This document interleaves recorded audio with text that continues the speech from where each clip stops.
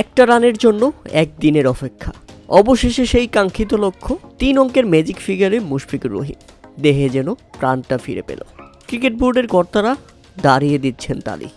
মুশফিকুর রহিম উঁচিয়ে ধরলেন নিজের ব্যাট হেলমেট, সেজদা দিয়ে আল্লাহর শুকরিয়া আদায়, আমিন ধরে বললেন আলহামদুলিল্লাহ, সবকিছুর জন্য তুমিই সেরা। বাংলাদেশের সকল ক্রিকেট সমর্থক থেকে শুরু করে ক্রিকেটাররা, স্টাফ কিংবা বোর্ড কর্মকর্তারা সবাই সেই মুশফিকুর রহিমের একটা রানের জন্য পুরো একদিন ধরে অপেক্ষা করছে গ্যালারিতে। নিজের 100তম টেস্ট খেলতে নেমেছেন মুশফিকুর রহিম, আর 100তম টেস্টে নিজের এই শতক এনে দিয়েছে এক নতুন ইতিহাস। নিজের 100তম ম্যাচে সেঞ্চুরি করা বাংলাদেশ থেকে একমাত্র ব্যাটসম্যান মুশফিকুর রহিম।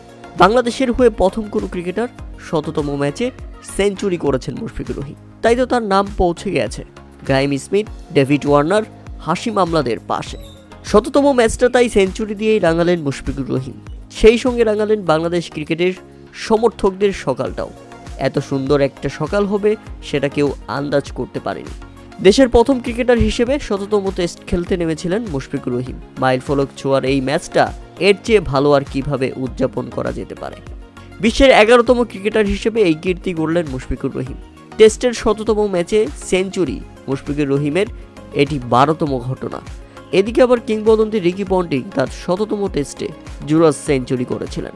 মুশফিকুর রহিমের সামনেও সেই কীর্তি করার সুযোগ রয়েছে, কেননা সেকেন্ড ইনিংস অর্থাৎ দ্বিতীয় ইনিংসে যদি মুশফিকুর রহিম আরও একটি শতক তুলে নিতে পারেন, রিকি পন্টিংকে ছাড়িয়ে যেতে পারবেন তিনি। মুশফিকুর রহিমের জন্য রইল অভিনন্দন, আশা করছি তিনি দারুণ কিছু করবেন সামনে, কেননা আমরাও বলতে পারি আমাদের একজন মুশফিকুর রহিম আছে, আমাদের একজন কিংবদন্তি আছে। মুশফিকুর রহিমের পরপরেই নিজের হাফ সেঞ্চুরি তুলে নিয়েছেন লিটন দাস। এই দুই ব্যাটসম্যান দারুণভাবে ব্যাটিং করে যাচ্ছেন, বাংলাদেশকে নিয়ে যাচ্ছেন এক বিশাল সংগ্রহে।